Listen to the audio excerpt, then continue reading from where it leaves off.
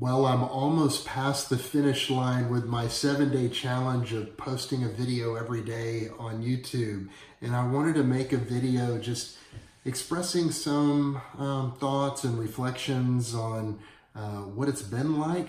I've never done this before with this regularity. And so I started making some notes, and I'm you're gonna have to pardon me because I'm gonna be looking at my notes a lot on this one. A one-take video, by the way. It's gotta be one take because it's 5 o'clock in the afternoon and I've gotta knock this out before taking care of some family obligations tonight. So one take.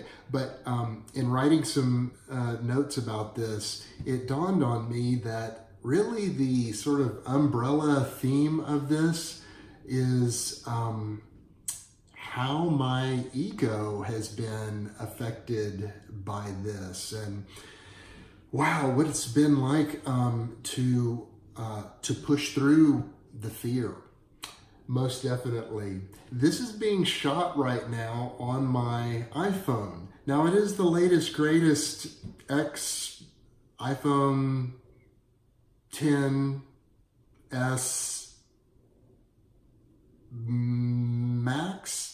XS Max, you didn't get the idea. It's the latest and greatest, and it's got this 18 millimeter moment lens on it. I needed to shoot this on my iPhone for two reasons. One, I wanted to use my two cameras as props and to talk about, but also just to further deflate my ego. Like, I really was struggling with putting this out there shot on my iPhone because I'm thinking, well, if this doesn't have a blurry background, then I'm not going to look professional.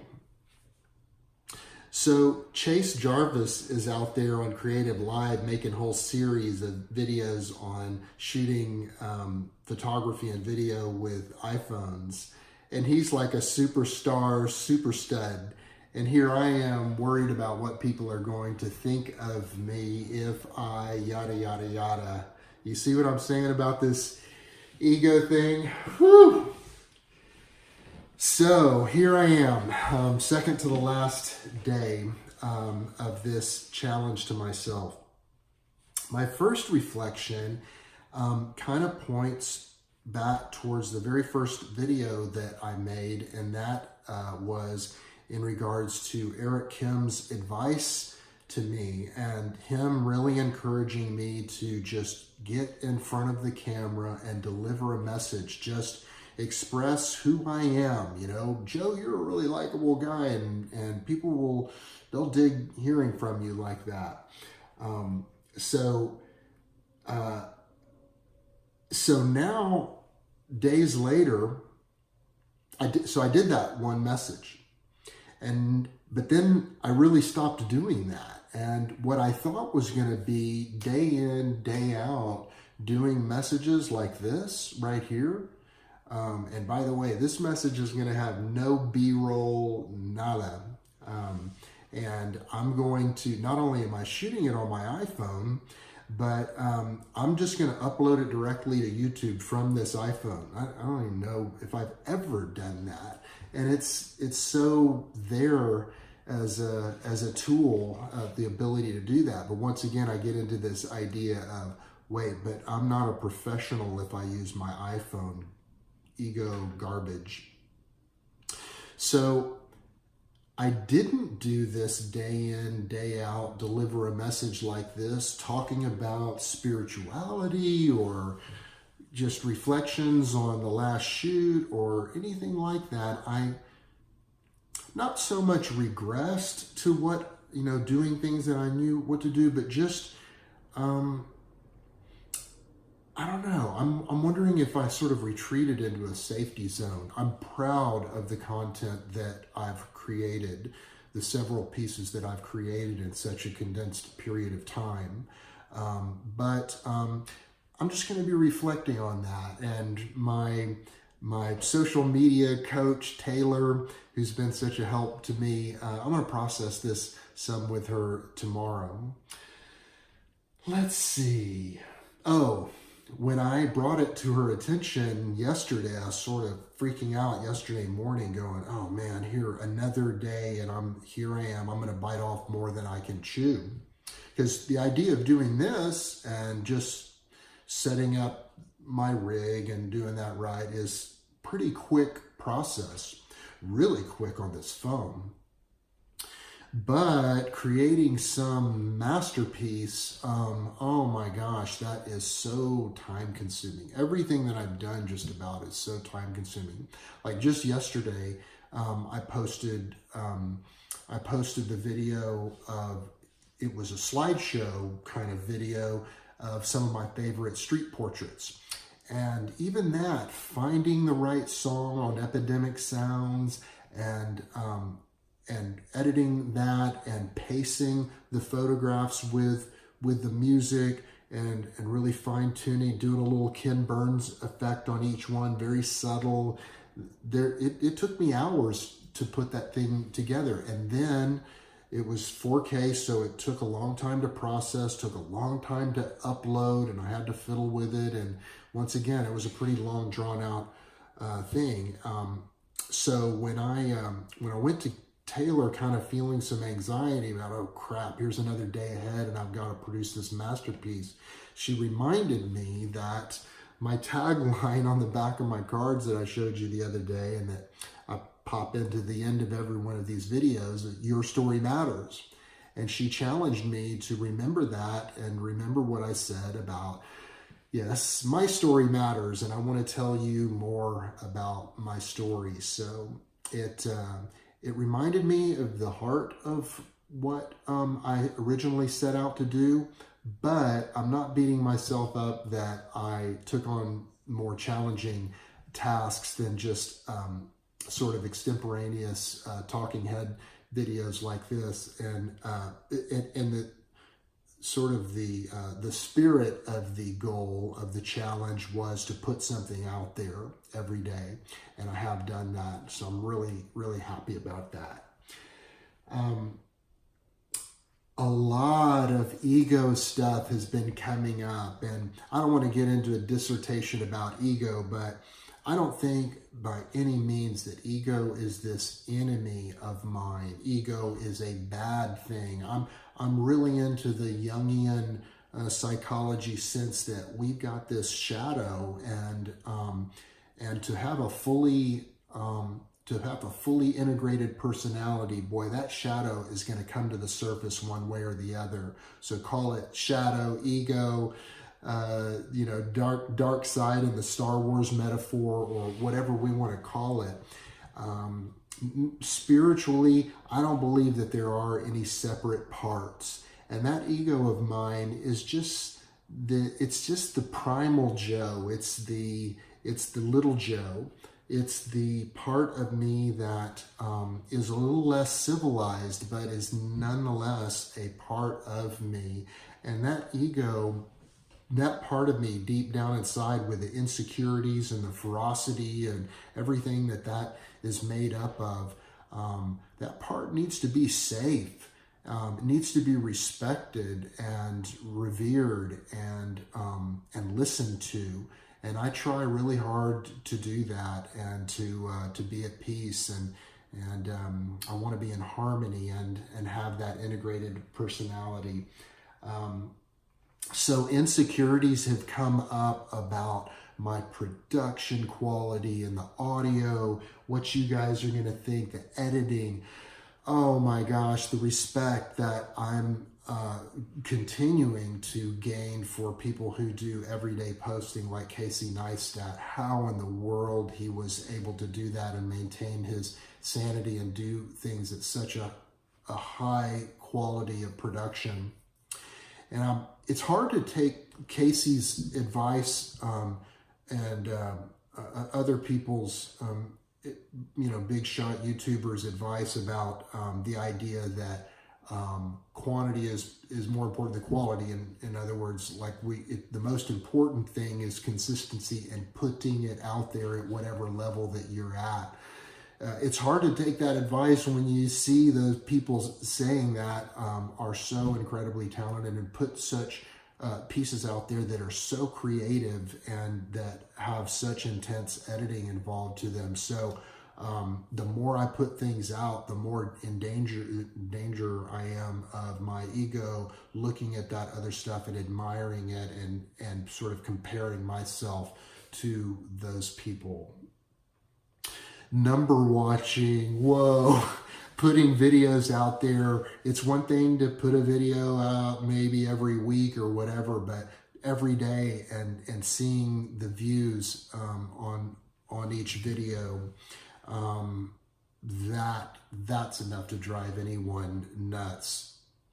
Do not recommend that we pay too much attention to that, but it's very difficult not to, and to look at the metrics. There's a certain responsibility that we have in growing our YouTube channel to look at the metrics.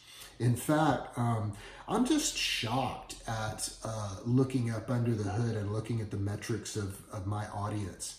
99.3% of my viewers, of my visitors are male.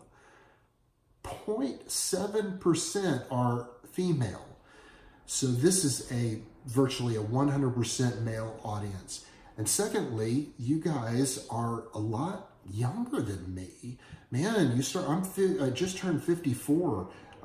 Boy, you start getting the 55 and up, and there's hardly any viewers on this channel. It's not only are they younger, but they're a lot younger. I think the 25 to 35 category is the biggest percentage, and then 35 to 45 is the next largest, and it tapers off. So I have these insecurities and these weird feelings like, man, what do young people, am I old and irrelevant? Just silly, stupid crap, because I don't feel like an old person. I feel really in touch, but once again, those insecurities come up and the fears come up. Speaking of young, frustration, there's a point about young and social media in this point. I've been frustrated by cross-channel distribution of this content. It's such a hassle to post this. Just to focus on YouTube is like this amount of hassle. Man, you start adding in each post, posting that to my personal Facebook channel and to my business Facebook channel, not to mention creating a 60-second version of it for Instagram, which I don't even do. I'm feeling pressure on myself to maximize my distribution of content. I'd love to be able to create a blog post on every one of my videos and then drop the video into that blog post, or maybe in addition to the video add some stills in and maybe distribute that to some of the photo websites out there. Who knows? And that's a good and that's a great goal. It's good thinking. I think that just the more vibration there is out there on Google and YouTube searches, obviously the better that I will index. But one step at a time. Where is this heading? Like my ego really needs to know where am I going with this? What's going to happen here? If I go and here come the numbers again. I've got 1,400 subs now, and am I not going to be happy? Am I not going to be satisfied and fulfilled until I reach 10K subs? Because those are the gods to me now, the 10K people. I can't think of the 500,000 or the million sub people, because that's just totally abstract. But the people who have 10K, it's like, wow, how do you possibly get there?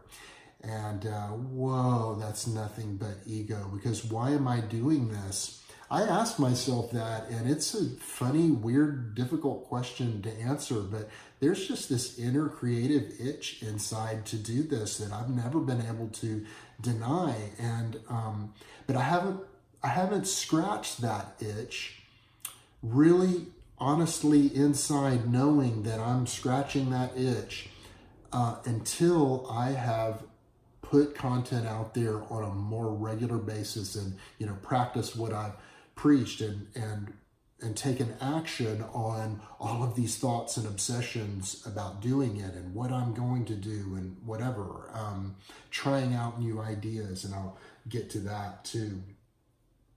Yeah, my niche, you know, like, who cares what my niche is?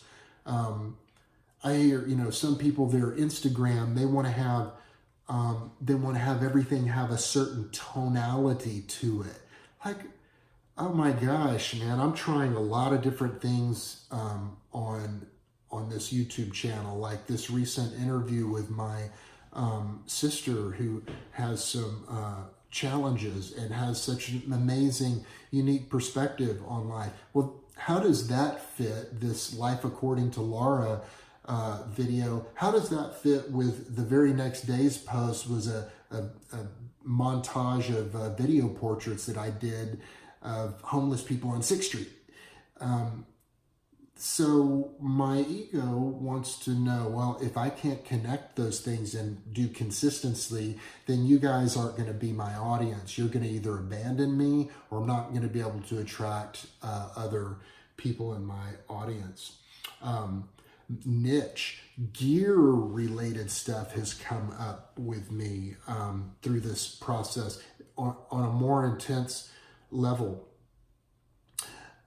Yesterday morning, I swear to you, I woke up in the middle of a dream of just coveting the Leica Q2. Like, I'm going through waves of separation, freaking grieving over selling my Leica Q. But, okay, so it's important for me to feel that. You know, I really had an attachment to that camera, and that's good and wonderful. The montage that I put together yesterday, I can tell the images, those distorted images that I take really close up, you know, like this right here, a wide angle lens distorts. Well, that 28mm lens distorts faces, so shooting street portraits with a 28mm lens cause these crazy distortions that end up looking really cool, and I just fell in love with that focal length.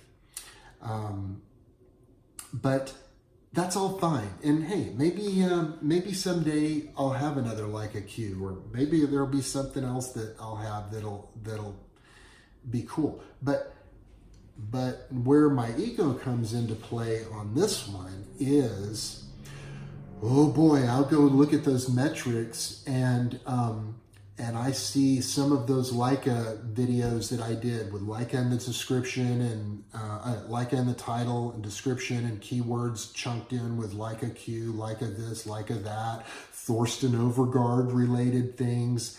Well, there are a lot of people out there searching for that, and the Leica community is this, you know, kind of elite niche, and there's the snob appeal of that and whatever. Snob appeal that, sorry, fellow Sony fanboy brothers, you know, Sony just doesn't have that panache that Leica has. And so there's a part of me that grieves that, because I'm no longer part of that. And I guess I've got my M6 over there, and that's a killer camera, but I'm not part of that club. Oh my gosh, how ridiculous, right? But it's still coming up nonetheless. Yeah, what gear defines me? That's crazy.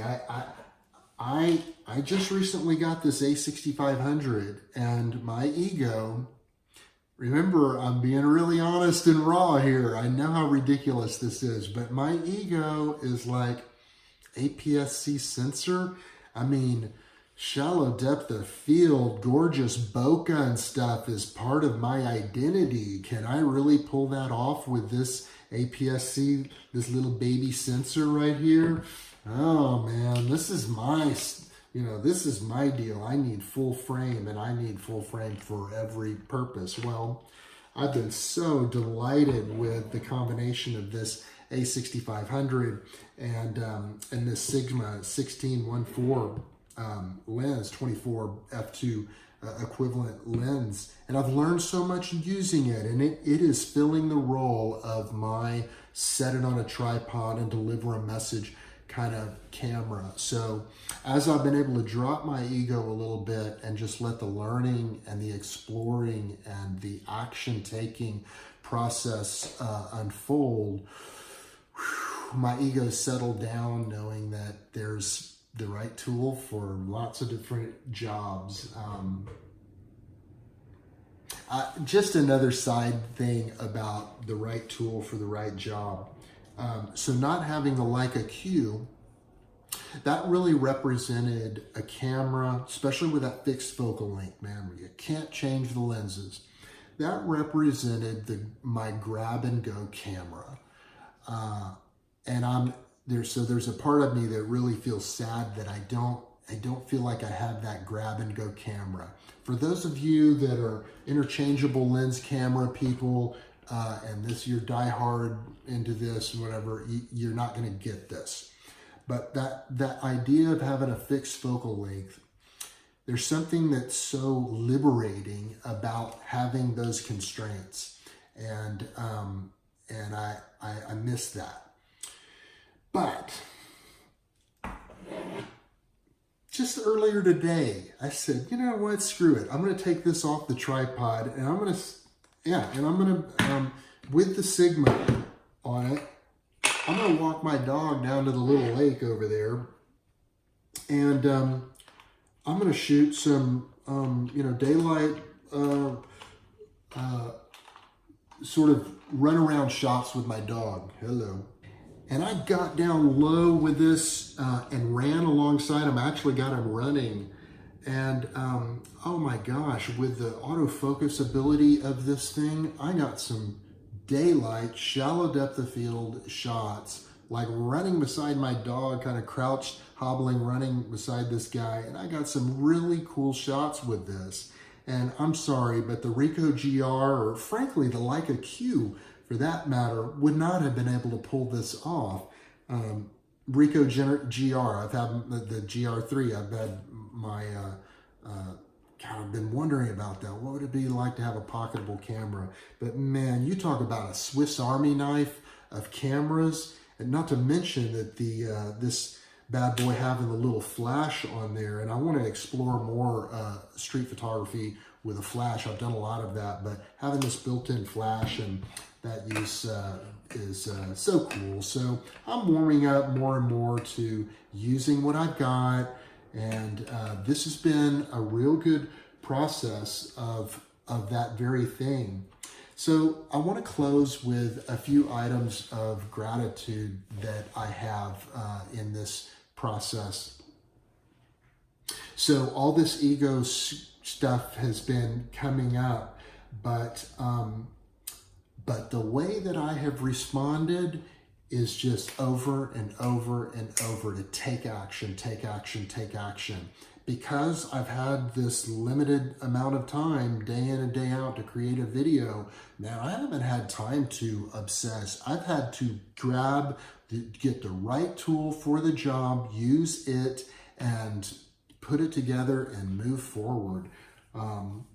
There's a real beauty, a creative beauty that has happened of forcing me into taking this one day at a time, creating this product one day at a time.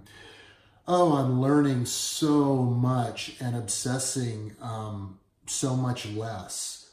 It's like the obsession still kind of happens, gear obsession and how am I going to create the creative obsession, whatever, but it's happening while I'm taking action versus sitting there staring at the ceiling in bed and stewing on something, or sitting in a chair wondering how I'm going to do things. That's off the table because I've got to do those things and I've got to crank out the product.